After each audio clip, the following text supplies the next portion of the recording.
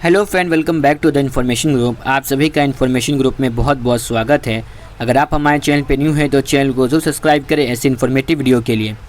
आज मैं आपको इस वीडियो में बहुत ही इम्पोर्टेंट बात बताने वाला हूं कि अगर आप अभी तक MSCET में MST जो CET हमारा चलता है महाराष्ट्र में इंजीनियरिंग के एडमिशन के लिए, अगर आप उसमें अभी तक रजिस्टर नहीं हुए हैं तो आपके लिए बहुत ही बड़ा यहाँ पे अपडेट निकल के आ रहा है कि कल लास्ट डेट है, यानी कल 8 तारीख है। और कल अगर आप इसमें रजिस्टर नहीं किए, यानी आज से लेकर कल तक आप इसमें रजिस्टर नहीं किए, तो अगले आप नेक्स्ट ईयर में ही इसमें आप पार्टिसिपेट कर पाएंगे। तो अपने आप को ज़रूर इसके अंदर रजिस्टर कर लें ताकि आप वंचित ना रह जाए, यानी आप छूट ना जाए MSCET के काउंसलिंग में बैठने से। तो अगर आपके पास कोई डॉक्यूमेंट नहीं है, कोई भी समस्या आ रहा है, तो उस समस्या को कैसे समाधान करना है आज मैं आपको इस वीडियो में बताने वाला हूं। अगर कोई व्यक्ति ऑनलाइन जो रहता है स्क्रूटनी ई-वेरिफिकेशन के लिए गया है, उनका ई-वेरिफिकेशन नहीं हो पा रहा है, किसी कारणवश उसका डिले हो रहा है, तो इन सब के बारे में आज मैं आपको कंप्लीट चर्चा करने वाला हूँ। तो वीडियो बहुत ही महत्वपूर्ण होने वाला है और इस वीडियो को अपने दोस्तों के साथ ज़रूर शेयर करें जो MST CET की काउंसलिंग में बैठने वाले हैं, ताकि उनको ये सब बात मालूम हो सके, ताकि बाद में उनसे गलती ना हो और ये आप छूट ना जाए MSCET की काउंसलिंग से, क्योंकि ये लास्ट डेट आपका आ चुका है। 8 तारीख आपका लास्ट डेट है। बहुत सारे बच्चे बोल रहे हैं कि 9 तारीख है, लेकिन उसके अंदर में मैं आपको आगे चल के क्लियरिफिकेशन देने वाला हूँ कि 8 तारीख है या 9 तारीख, कंप्लीट आपको इन्फॉर्मेटिव वीडियो देने वाला हूँ। तो अगर आप चैनल को सब्सक्राइब नहीं किए तो सब्सक्राइब कर लीजिए, इस वीडियो को लाइक कर लीजिए। और आपको बता दूँ, मैं इससे पहले भी कैसे ऑनलाइन फॉर्म फिल करते हैं MSCET के इंजीनियरिंग फॉर्म फिलिंग का कंप्लीट प्रोसेस बताया हूँ, उसका वीडियो नहीं देखे हैं तो मैं एक सेपरेट प्लेलिस्ट बनाया हूँ MST CET के नाम से। आप उस प्लेलिस्ट में जाके मेरा कंप्लीट वीडियो देख सकते हैं और अपनी सारी कन्फ्यूज़न को दूर कर सकते हैं। तो सबसे पहले आपको गूगल में आना है और गूगल में आके आपको यहाँ पे सर्च करना है MST CET। जिससे मैं यहाँ पे सर्च करता हूँ MST CET, तो मेरे सामने कुछ इस तरह का इंटरफेस शो होता है और यहाँ पे आप देख सकते हैं यहाँ पे CET सेल का यहाँ पे वेबसाइट दिया हुआ है, या फिर आप यहाँ पे आके सेकेंड ऑप्शन पे भी क्लिक कर सकते हैं कि कैप 2025 और 2026 आपको यहाँ पे दिख रहा होगा। मैं जूम कर दिया हूँ, इस पर भी आप क्लिक कर सकते हैं। जैसे मैं इस पर क्लिक करता हूँ तो मेरे सामने कुछ नेक्स्ट इस तरह का इंटरफेस शो हो रहा है और जो डिपार्टमेंट में अभी एडमिशन चल रहा है सब में आपको ऐसा न्यू ऑप्शन शो हो रहा है। मतलब इस डिपार्टमेंट में अभी एडमिशन चल रहा है, इसलिए यहाँ पे न्यू आपको यहाँ पे दिख रहा होगा। इसलिए नीचे आएंगे तो बहुत सारे बच्चों का ये भी क्वेरी था कि नीट के लिए कब स्टार्ट होगा। तो नीट के लिए अभी कोई गाइडलाइन या कोई यहाँ पे नोटिफिकेशन नहीं आ रहा है। आप देख सकते हैं ये सेक्शन जो है ना, ये नीट के लिए है। जो बच्चे नीट काउंसलिंग में बैठना चाहते हैं, आयुष काउंसलिंग में बैठना चाहते हैं, तो उनके लिए यहाँ पे, या फिर नर्सिंग करना चाहते हैं उनके लिए यहाँ पे अभी तक कोई यहाँ पे नोटिफिकेशन या कुछ यहाँ पे दिया गया नहीं है। यहाँ पे आएंगे तो यहाँ पे आप देख सकते हैं कि आपका बी और बीटेक के लिए यहाँ पे अभी चल रहा है। जैसे मैं इस पर क्लिक करता हूँ तो मैं बीटेक के नेक्स्ट जो पेज है उससे पहुँच जाऊँगा। यहाँ पहुँचने के बाद कुछ इस तरह का आपका पास इंटरफेस शो होगा। आप यहाँ पे देख सकते हैं सब इंपॉर्टेंट डेट यहाँ पे दिया गया है।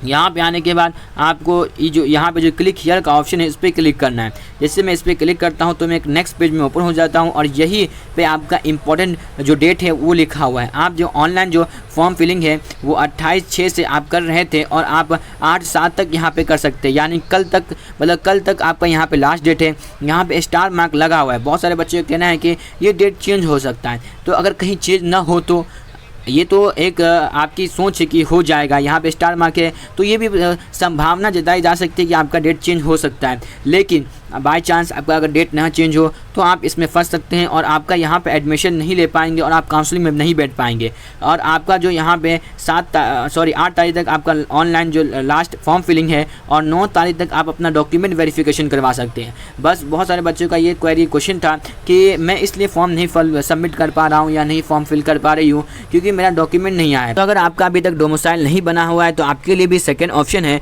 कि आप आउटसाइड महाराष्ट्र के ऑप्शन पर क्लिक करके आप आगे प्रोसीजर कर सकते हैं। जब ऑनलाइन आप फॉर्म फिल करते हैं तो वहाँ पे बहुत सारे आपके ऑप्शन आते हैं कि आप महाराष्ट्र के हैं या फिर आर्ट्स ऑफ महाराष्ट्र के, यानी महाराष्ट्र के बाहर है। तो अगर आप महाराष्ट्र के हैं तो ही आपका यहाँ पे डोमिसाइल मांगेगा। अगर आप महाराष्ट्र के बाहर से हैं तो आपको यहाँ पे डोमिसाइल नहीं मांगेगा। तो उसमें फ़ायदा नुकसान क्या रहता है कि अगर आप डोमिसाइल महाराष्ट्र के हैं या महाराष्ट्र के पास आपके पास डोमिसाइल है तो उस कंडीशन में आप 85% सीट है उस पर आप फाइट करते हैं, और अगर आपके पास डोमिसाइल नहीं है तो आप 15% जो सीट है उस पर फाइट करते हैं। तो आप बोले बोल रहे होंगे कि अभी मैं 15% सीट पे क्यों जाऊँ, जो मेरा जब डोमिसाइल आने वाला ही है। तो मैं आपको यहाँ पे क्लैरिफिकेशन दे दूँ कि अगर आपका डोमिसाइल अभी तक नहीं आया है तो आउटसाइड महाराष्ट्र पे आप क्लिक करके आगे आप प्रोसीड कर सकते हैं, और बाद में आपको एडिट करने का ऑप्शन मिल जाएगा। जब आपका डॉक्यूमेंट आ जाएगा तब वहाँ पे आप आगे प्रोसीड कर सकते हैं। या फिर सेकंड ऑप्शन ये भी कर सकते हैं कि आपने डोमिसाइल अप्लाई किए हैं तो आपके पास एक रिसीविंग होगा, उस रिसीविंग को लेके जाके आप जो भी सिक्योरिटी सेंटर है वहाँ पर जाके पता कीजिए कि वो एक्सेप्ट कर रहे हैं कि नहीं एक्सेप्ट कर रहे हैं। तो इस तरह आप वहाँ पे पता करेंगे तो आपको मान चल जाएगा उस रिसीविंग पे एक्सेप्ट कर रहे हैं तो डायरेक्ट आप वहीं पे वेरिफिकेशन करवा लीजिए। तो उसके बाद हम नीचे आते हैं। अगर आपको कोई भी डॉक्यूमेंट नहीं है रेडी हो पा रहा, जैसे कास्ट सर्टिफिकेट नहीं आपके पास है, आपके पास इनकम सर्टिफिकेट नहीं है, या फिर आपके पास कोई डॉक्यूमेंट अभी अवेलेबल नहीं है, तो आप अप्लाई किए तो आपके पास रिसीविंग होगा ना, उस रिसीविंग को भी आप अपलोड करके वेरिफिकेशन करवा सकते हैं। मेरे जो कंडीशन में एक केस आया था जहाँ पे एक बच्चे का अभी तक इनकम सर्टिफिकेट नहीं बना था और उन्होंने अप्लाई किया था, तो इसलिए उसके पास एक रिसीविंग था उनके पास। तो जब हमारे पास यहाँ पर डॉक्यूमेंट अपलोड करने के सेक्शन में इनकम सर्टिफिकेट मांगा गया तो हमने वो रिसीविंग अपलोड कर दिया, और रिसीविंग अपलोड करने की वजह से मैंने ई स्क्रूटनी यानी ऑनलाइन डॉक्यूमेंट वेरिफिकेशन सिलेक्ट किया था, जिसकी वजह से उनका जो वेरिफिकेशन है वो हो गया। तो अगर आपके पास रिसीविंग है तो रिसीविंग के बेस पे भी आपका डॉक्यूमेंट वेरिफिकेशन हो जाता है। और कोई कोई सेंटर नहीं इसको मानते हैं, लेकिन कोई कोई यहाँ पे ले लेता है। तो अगर आप ऑनलाइन करते हैं तो ऑनलाइन में ज़्यादा चांस रहता है, या फिर आप ऑफलाइन भी जाके पूछ सकते हैं कि वो ऐसा एक्सेप्ट करते हैं या नहीं। अगर नहीं एक्सेप्ट कर रहे हैं वो ऐसा, तो आपको छोड़ देना वो डॉक्यूमेंट को।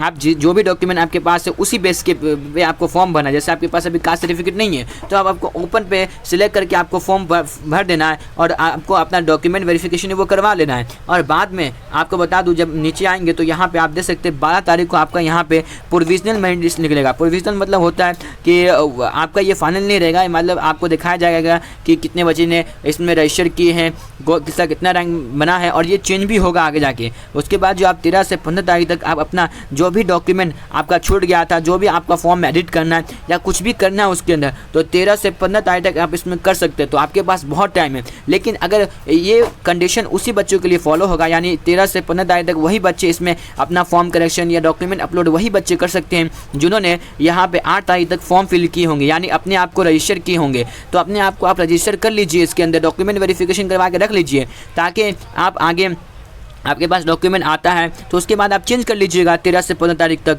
अगर आपके पास कास्ट सर्टिफिकेट नहीं है, आपके पास ईडब्ल्यू सर्टिफिकेट नहीं है, लेकिन आप आते हैं उसके अंदर, तो आप अभी ओपन में ही सिलेक्ट करके आगे बढ़िए। अगर आपके पास डोमिसाइल नहीं है तो आप आउटसाइड महाराष्ट्र के सेक्शन पे क्लिक करके आप आगे बढ़िए और अपना जो वेरिफिकेशन है वो करवा लीजिए। और उसके बाद जब आपका 13 से 15 तारीख के बीच में आपको यहाँ पर टाइम दिया गया, उस टाइम के बीच में यहाँ तक तो आपका डॉक्यूमेंट आ जाना चाहिए, और आ भी जाएगा बहुत सारे बच्चों का डॉक्यूमेंट। जब आ जाएगा तो उसके बाद आप अपलोड करके आप अपना जो भी रिजर्वेशन का लाभ है वो ले सकते हैं। तो जिस तरह आपको मैं एक क्लैरिफिकेशन दे रहा हूँ या गाइडलाइन दे रहा हूँ किस तरह आपको आगे बढ़ना है। और बहुत सारे बच्चों का ये भी कहना था कि मेरा ऑनलाइन ई वेरिफिकेशन यानी ई स्क्रूटनी के लिए दिया था, लेकिन अभी तक मेरा ऑनलाइन वेरिफिकेशन डॉक्यूमेंट नहीं हुआ है, तो मुझे क्या करना चाहिए। तो मैं आपको बता दूँ 1 से 2 तारीख तक जितने 2 तारीख जितने बच्चे ने अप्लाई किया था उन सब का अभी तक जो हो चुका है, किसी किसी का अभी तक नहीं हुआ, लेकिन मैक्सिमम लोगों का अभी तक डॉक्यूमेंट वेरिफिकेशन ऑनलाइन का हो चुका है जो 1 से 2 तारीख तक के अप्लाई किए थे। और इस 2 के बाद यानी 3 तारीख के बाद से अभी तक किसी का नहीं हुआ है, तो आपको इंतज़ार करना है। कब तक इंतज़ार करना है आपको? आज कल सुबह तक इंतज़ार करना है। अगर कल सुबह तक यानी 8 तारीख के सुबह तक आपको 11 बजे तक इंतज़ार करना है। 11 बजे तक आपका नहीं होता है, या फिर आप 12 बजे तक, कल सुबह के 12 बजे तक इंतज़ार कीजिए। अगर नहीं होता है तो आप अपना जो भी आपने ई स्क्रूटनी सेलेक्ट किया था उसे आप फिजिकली मोड में कन्वर्ट कीजिएगा। फिजिकली मोड में कन्वर्ट करने के बाद आप डायरेक्ट सेंटर में जाके अपना डॉक्यूमेंट वेरिफिकेशन करवाइए। आपको कोई भी स्लॉट बुकिंग करने की जरूरत नहीं है, आप कोई भी सेंटर पर जाके आप कहीं पर भी जाके अपना डॉक्यूमेंट वेरिफिकेशन करवा सकते हैं, क्योंकि ये गाइडलाइन आया है MST सिटी की तरफ से कि बच्चा बगैर स्लॉट बुकिंग के बगैर आप डायरेक्ट कॉलेज में जाके और वहाँ पर जाके आप अपना डॉक्यूमेंट वेरिफिकेशन करवा सकते हैं, और वो करके देंगे अगर आपका डॉक्यूमेंट सही रहेगा। तो अगर आपका ऑनलाइन नहीं हो रहा है तो आप अपना ऑफलाइन में जाइए। अगर आपका ऑनलाइन में सभी डॉक्यूमेंट करेक्ट है, सब कुछ करेक्ट है, यानी सब कुछ आपने फिल किया, सब कुछ सही है, तो आपको घबराने की ज़रूरत नहीं है, वो लोग करके देंगे। उन लोग के ऊपर अभी टेंशन है कि वो आपको कैसे भी आपका डॉक्यूमेंट वेरिफिकेशन करके देंगे, क्योंकि जब आप ऑनलाइन किए तो ये फैसिलिटी तो गवर्नमेंट ही दे रही है ना, तो वो थोड़ी आपको छोड़ सकती है। यही अगर आपको कोई डॉक्यूमेंट में डिफ़ॉल्ट पाया जाता है तो उसमें अगर आप आपका उसकी वजह से अगर आपका डॉक्यूमेंट वेरिफिकेशन नहीं होता है तो उसमें आप समस्या में आ सकते हैं। जैसे कि मैं आपको मेजरली यहाँ पे ये बात बताना चाहता हूँ कि अगर आपने ऑनलाइन डॉक्यूमेंट अपलोड किया और वो सभी डॉक्यूमेंट करेक्ट है तो आपको घबराने की कोई ज़रूरत नहीं है। वो उन लोगों की जिम्मेदारी है, वो आपका ई स्क्रूटनी ई डॉक्यूमेंट वेरिफिकेशन करके देंगे। लेकिन बाय डिफ़ॉल्ट आपने कोई डॉक्यूमेंट गलत अपलोड कर दिए या फिर आपने ऐसा ही कुछ भी अपलोड कर दिया है या कोई डॉक्यूमेंट में कोई मतलब किसी प्रकार का डिफ़ॉल्ट है जिसकी वजह से आपका जो लास्ट मोमेंट में ई स्क्रूटनी होने वाला है वो रिजेक्ट कर दिया जाएगा, जिसकी वजह से आप आगे प्रोसीड नहीं कर पाएंगे। तो ये है, अगर आपका डॉक्यूमेंट सही है तो आपको घबराने की ज़रूरत नहीं है। और आपको ज़्यादा चिंता हो रहा है तो आप कल 12 बजे के बाद आप अपने नज़दीकी जो भी स्क्रूटनी सेंटर है वहाँ विजिट करिए, अपना डॉक्यूमेंट वेरिफिकेशन करवा लीजिए। और तो उम्मीद करता हूँ आपको वीडियो इन्फॉर्मेटिव लगा और मेरी बात आपको समझ में आ रहा होगा। अगर आपको अभी भी कोई क्वेरी है, कोई क्वेश्चन है तो आप कमेंट कर सकते हैं। और आप अभी तक फॉर्म नहीं फिल किए हैं और आपको फॉर्म फिल करने में कोई भी दिक्कत है तो आप देख सकते हैं 8 तारीख आपका लास्ट डेट है। अगर आप हमारी टीम से फॉर्म फिल करवाना चाहते हैं तो आप हमें इंस्टाग्राम में भी कांटेक्ट कर सकते हैं, या फिर आपको कैसे फॉर्म फिल करना है उसके रिगार्डिंग में मैंने पहले एक वीडियो बना चुका हूं, आप उसका लिंक डिस्क्रिप्शन बॉक्स में प्रोवाइड कर दूंगा, या फिर आप हमारे MSCET के प्लेलिस्ट में जाके भी देख सकते हैं। उम्मीद करता हूँ आपको वीडियो इन्फॉर्मेटिव लगा। ऐसे इन्फॉर्मेटिव वीडियो के लिए चैनल सब्सक्राइब करें। मिलते हैं नेक्स्ट वीडियो, तब तक के लिए गुड बाय।